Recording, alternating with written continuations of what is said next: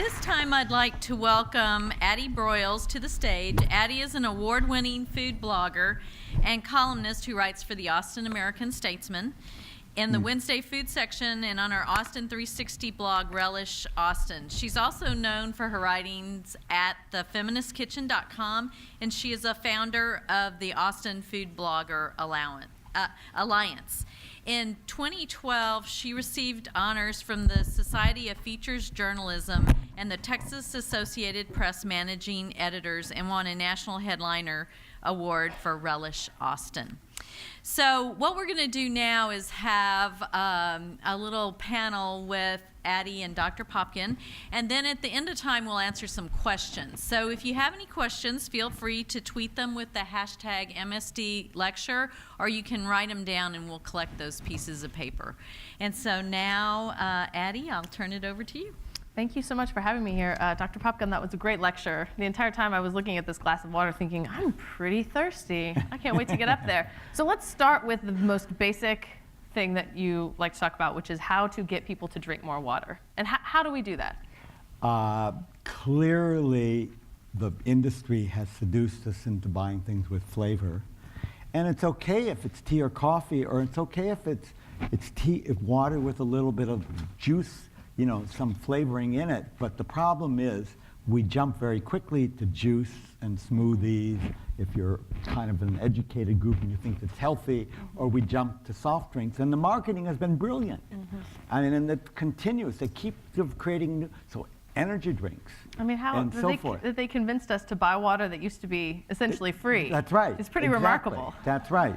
And so in Mexico, when we taxed the beverages, all of a sudden, Danone had been selling 2/3 of the water in there. Coke and Pepsi, which have much bigger budgets, all of a sudden pushed their water, and their sales went up. They didn't lose profits. The population consumed more water, but Danone lost part of its sales. So it's a very interesting that they did respond partly positively. And I'd rather people drink water. Now, we worry about the recycling and so forth, but every one of those companies is within a few years going to have corn. They're going to biodegradable bottles. Wow. And then you would hear people saying, why are we using food to create packaging? Just like That's the right. people who say, why are we growing food to create fuel? Absolutely. Sure. I mean, there's all these problems, It's tricky. of course. So it sounds like you're not against the little squirty, colorful. That's one, as a consumer product reporter, I find that interesting that that is a segment of grocery that has grown so quickly. Well, let's talk more about diet beverages. That's where the controversy is. I mean, having a little flavoring that's with no calories is... That's benign. That's nothing. Yeah. But then when you go to diet beverages, there are a lot of people that think they're all these horrible poisonous things that are going to kill us. We don't have the evidence yet. If we do, I'll be the first to accept it. The trials so far, they don't change our eating habits. But there's a complexity in this country and Europe. We have two groups of diet eaters. We have the group that eats the Big Mac and the Diet Coke, and we have the group that eats the healthy salad and the Diet Coke. And one so Diet Coke is the universal uniter. Is that what you're telling me? Right. The point is that part of Americans get cardiometabolic problems because of the diet they eat, not because of the beverage they consume. And so we get that mixed up, and some scholars long ago ignored all that, the diet, when they studied the diet beverages, and then you saw it connected with all these problems. So the bloggers have taken over and made us think that diet beverages are poison. But actually, so far, we don't have much evidence. So it doesn't trick your body into thinking that it's metabolizing sugar? No. In fact, in one random controlled trial that I was involved in a small way in, where we did water, diet beverages, and sugary beverages as the three arms, and then we compared the eating patterns of the water and the diet beverage consumers. Diet beverage people actually stayed on their diet better and also consumed less sweet food than the water group. That is serious. So we don't know that. News. We need lots more research. Yeah. You can't take one study and build anything. Yeah. So all we have is no evidence that it's bad. And I just wanted to bring it up because I'd rather they drink diet beverages. In fact, all the diet beverage panels, the beverage panel in the US that I was involved in, and one in Mexico that Walt Willett and I were on, both came out saying diet beverages over a lot of foods in terms of dealing with obesity. So certainly over fruit juice. Yes. Because we, you know, as a mom with 2 kids, I'm am always, especially when they were little, it's like, well, let's try to limit your juice consumption. But now I'm thinking, gosh, I feel like I need to wean them off of that too. Yeah. Yeah, I mean, fruit juice is essentially sugar water. Yeah. I mean, in fact, 90% of the fruit juice is fruit juice concentrate, fruit juice flavor, and water recombined again. And does it really matter if it's from concentrate or not? Not in terms of its effects. It's just. So when you're in the juice aisle and you're trying to, look for that 100% fruit juice as opposed to fruit juice from concentrate, you're just wasting your time. It's no difference on your health. Wow. That's pretty interesting. Another trend that we've seen in recent years is this increase in juicing at home, making juices, and we see it as this health kick, and you go on juice cleanses and you feel so good about yourself. Right. What do you think about that? All right, so think about eating 8 oranges. How full would you be? Yeah, extremely full. Now think about a glass of orange juice with those 8 oranges in it. And you don't get that full, and it doesn't affect what you eat later, and think of all the calories from that. Honestly, and we think, oh, they show in these short-term 24-hour studies it may increase your vitamin C or your this or that, all things that we're not low in and nutritionally vulnerable for anyway, but it doesn't have a long-term effect. But the long-term studies that have done with fruit juice show higher risk of diabetes, higher risk of weight gain, higher risk of, in Singapore they showed higher risk of diabetes. 80,000 people followed for several decades. I mean, huge studies around the world. That's one of my favorite pieces of healthy eating advice that I ever got was, if you're not hungry enough to eat an apple, you're not hungry. Yeah. And I think the same could be said of a little sip of apple juice or something like that. It's essentially eat fruit, don't drink it. Yeah. But not vegetable juice. Vegetable juice is different. Tell us about that. It doesn't have the sugar in it. It may have too much sodium sometimes, but it doesn't have the sugar. Wow, and it could it's the satiation that you're seeking, and right. Vegetable juice won't satiate, but it won't hurt you. Right. And small it has a lot more fiber. Small quantities. I mean, even this, you wouldn't want to drink a whole. I mean, if you could train yourself to be satisfied with this much Diet Coke, or if you do like juice, orange juice in the morning, having an ounce or two. Right. Not well, having our diet 6 ounces or even 4 ounces. Yeah, our diet guidelines say no more than 4 ounces a day for anyone. Wow. And we used to say push fruit juice. Yeah. So one of the questions we got on Twitter, I was writing down some of your tweets, was from Joyful in the Kitchen, and she had asked about what you think about dietary guidelines that are influenced, the new ones that are influenced by the environmental impact of the foods. Are you less concerned with that than the actual nutritional guidelines? No, they are not. No, they're not influenced by that in the sense that the guidelines were what were healthy foods, but they noted that this healthier diet will have a better environmental impact because they're pushing for more plant-based fruits and vegetables and beans and other things in our diet and less animal food in general, certainly less processed meats. And so it wasn't that that changed the science. They just they said that also was critical, and it's true. And it just so happens that when you're eating things that have a lesser impact on the environment, they happen to be healthier for the most part. Right. I mean, as far as that goes, even though I would rather we just drink tap water, in the third world you can't do it because the water supplies are pretty polluted, as many people know, having gone to some countries. So it's hard. So then we have to push bottled water. Here, I'd rather people carry this than a Coke.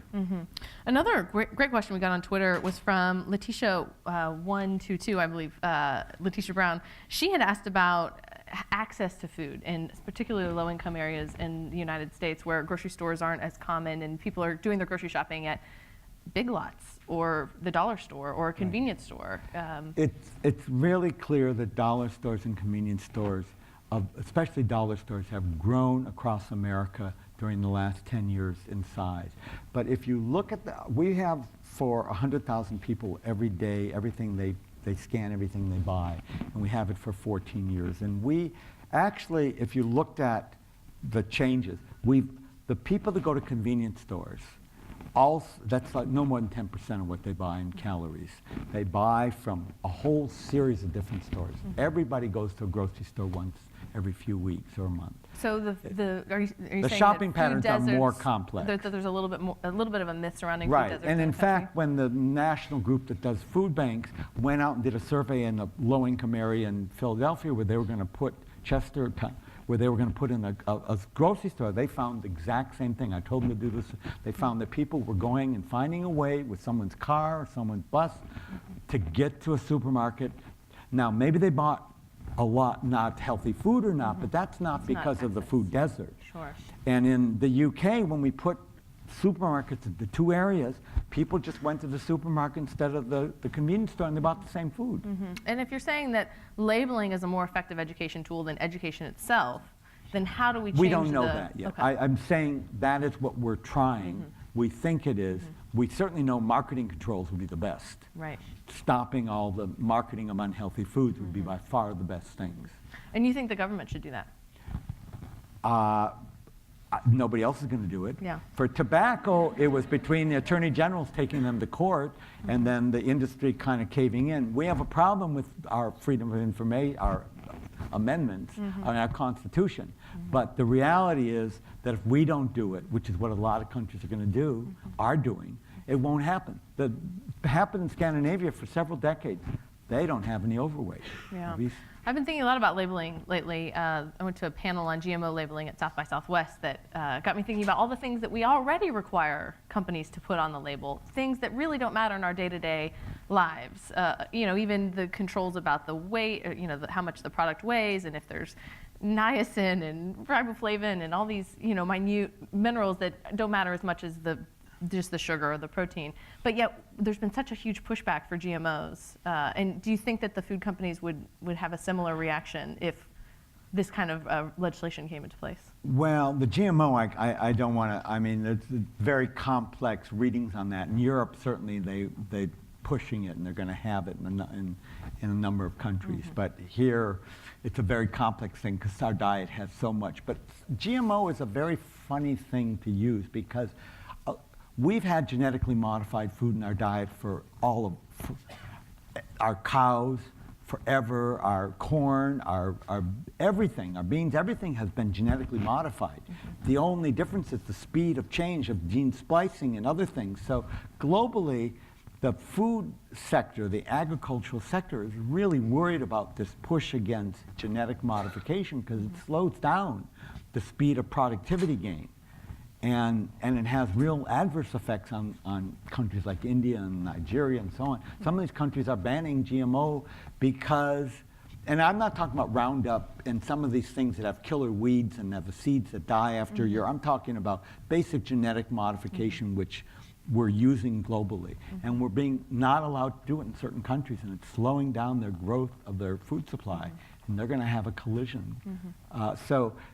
That's a different issue, but the GMO labeling, to me, is not as important as labeling on things like salt and sugar and unhealthy fats. But is there anything that we can learn about the fight that went on around that?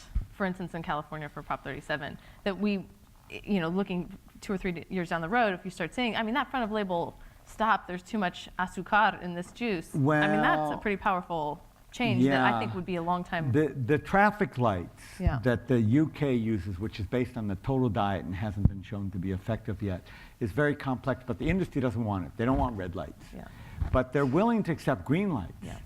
And, but the reality is the green lights are going to be in a very 10-15% of the products in the countries like the Netherlands and Scandinavia that have that. And it's worked. In Scandinavia and these countries. It's got reformulation, and it's got people to buy healthier foods, and you have green on all the right kind of produce and so forth, and it's helped. So the positive, everybody wants the positive reinforcement as opposed and the to industry the opposite. Somehow in some countries has accepted it. Here, the IOM, our Institute of Medicine, pushed that, but the FDA has been the budget's been cut so much that when I evaluated them and said, why aren't you implementing? They said, we don't have enough people. We have like 5 people in this group to manage the whole food supply and everything. We've really cut the budget of our regulatory agencies in huge ways. How do you think cooking plays into all of this? Knowing how to cook, that knowledge being passed down from generation to generation? Well, the average American today spends 27 minutes in food preparation. Some of those are people like us. Does that seem high or low to you guys? Raise your hand if you think it seems high. Per day, 27 minutes per day, preparing food. Does that seem high? That seems high. And then who thinks it seems low? All right, now, we spent 3 hours on those same time use studies 30 to 40 years ago in food prep. And think about the amount of ready-to-eat and ready-to-heat food and ultra-processed and convenience food. 2/3 of the calories we buy are very convenient, ready to eat almost. So I didn't show you that slide, if I showed you the convenience version of the same 1.2 million foods that I had up there with all different ingredients, you'd be surprised how much of what we eat is just, we just have to heat and it's Right. done. That's why I actually think 27 minutes seems high. But when, in the same way, in Yeah. low-income countries, they used to spend 2 to 3 hours in Yeah. food prep, and it's going down. Every country we're studying the time use in. So So no matter how you slice it, we're going to have to cook more. Yes, yes. Yeah. And in fact, in the UK, we introduced into every school, 5th and 6th grade, boy and girl, had 1 hour a week of cooking class. They put a kitchen in every school under Tony Blair. Now with Cameron, he defunded that. But the reality is they're there, and next, if they bring a liberal government back in or some other government that cares about obesity again and doesn't want volunteerism, they'll probably go back to cooking again in the schools, and that's what we need. Sure, We I need people to agree. learn about food and how to process it. How to understand those labels. Yeah. Yeah. All of that. Just how to understand what a broccoli is. And what we have people that don't even know what half the vegetables are. Yeah, it's sad. I think we're going to take a few questions from the audience. Yes, we have a couple of questions here. One is, what are your thoughts, Dr. Popkin, on school lunches served in America? So the question is about school lunches in America. Well, I grew up taking my lunch to school, but that was before we had chips and Lunchables and all the unhealthy things that kids bring to school from home. The school lunch program today, with the First Lady's help, put those extra billions into school feeding and started to make changes. Some school districts had made the changes before, the wealthy, high-income school districts.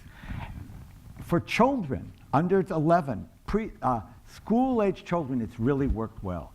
For adolescents, it's been a disaster. Adolescents just rebel against the change. They're too long into their diets. And so that may be a lost generation. But for younger children, it seems to really be working. So one more question is, knowing about the food system and all the consequences of it for obesity in the U.S., how do you stay optimistic? We have to fight. I mean, I grew up as an organizer in the civil rights and other eras, and as you see, the battles aren't over there.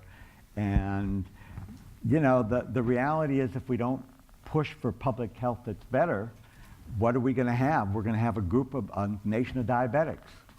And so I do see things going on. I see states and counties and cities making changes. It's not tobacco. We took 8 years before the country taxed cigarettes, but it started with Massachusetts, and then state after state started doing it. The same happened with restaurant labeling. So you've got to think that the concern with obesity is a decade old, really, as a national push. And the concern in the low and middle income countries is maybe 20 years in our country and 10 in the others. We've really been focused on it. It takes time to build up education, and we're fighting we're not fighting 4 little tobacco companies. We're now fighting a fourth of the economy in the Cokes and Pepsis and Nestle's and Unilevers and Krafts and Mondelez and so on. So we're fighting really a huge sector to try to get them to change. And this isn't going to be an easy battle. And I think the examples from other countries will probably feed back to help state after state. But some states are doing things. Vermont has voted already and halfway to getting a 2% tax allowance. I mean, we're going to see little changes like that, but then we'll see that that's not enough, and we'll start thinking of other things. And so I'm hopeful. But it's going to be, they said in the UK when they started under Blair the program, it was a 40 to 50-year program. You can't change the society in a year, and we got to work with our children and then get them to be older, and we just got to keep plugging at it. I know a church deacon once told me that whenever you make a change in church, it takes a generation, so you have to wait till the old generation kind of gets out of there and the new generation comes in.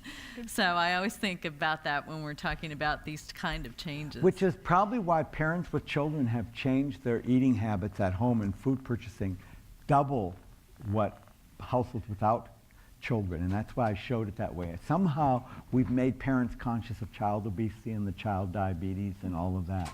And that has an impact. Maybe it's only among whites and some educated blacks, but it's a beginning. Did you have any other questions, or do you want me to, we still have time? Yeah, we still have Oh. time for a question or two. Goodness. High fructose corn syrup. Okay, so I'm the man, along with a colleague, a very eminent colleague, George Bray, who wrote an article that questioned whether high fructose corn syrup was causing the obesity epidemic. And we said we didn't know, but we said we needed research done on it. Well, the subsequent research showed that every sugar had the same amount of fructose in it, and the effect of any sugar, whether it's cane sugar or high fructose corn syrup or sugar from fruit juice concentrate, which is, if you go to an organic store, everything you get, are all the same. In fact, fruit juice concentrate may be the worst. It has more fructose than the others. So the reality is that we now think it's sugar. It's not. But we hypothesized the other, got a whole generation of research on sugar and fructose and glucose and the two components of sugar, but it turns out all sugars are equally bad. So when you see something on a bottle saying, natural sugar, drink us, forget it. I did want to ask you about the power of choice and giving kids choice. And, as a parenting, you know that getting kids to feel invested in the decision making is an important part of getting them to make better choices. Right, but it's a question what choices you give them. Yes. Whether you give them water or milk Yeah. or Coke or Pepsi. Yeah. Well, the new Texas Ag Commissioner recently has suggested bringing the deep fat fryers back to Texas Yes. schools. What? Yes. Yes, Dare I ask you what you think about that? Your new Texas Ag Commissioner is somebody that I don't want to have to meet in the dark alley. You don't have breakfast planned in the morning? No. It'd be a fight to the cupcake. Right, that's right. Fried cupcake, deep fried cupcake. Yeah. I know. I certainly hypothesize that giving people an option is certainly a good thing. You want to encourage people to make good choices, but when it means that you're going to be frying things because it's quicker and it's more palatable for especially junior high and high school age kids, they're going to take that choice. That's absolutely correct. Yeah. And one of the interesting things is we used to think it was all individual choice in our country.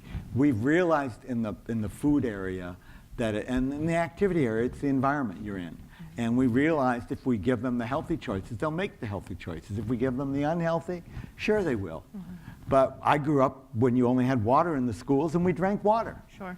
I mean, we didn't know about Coke and Pepsi and any of that. Yeah. Don't tell anybody I'm that old, but but the reality is that's And now just we how we think, behave. how dare you Right.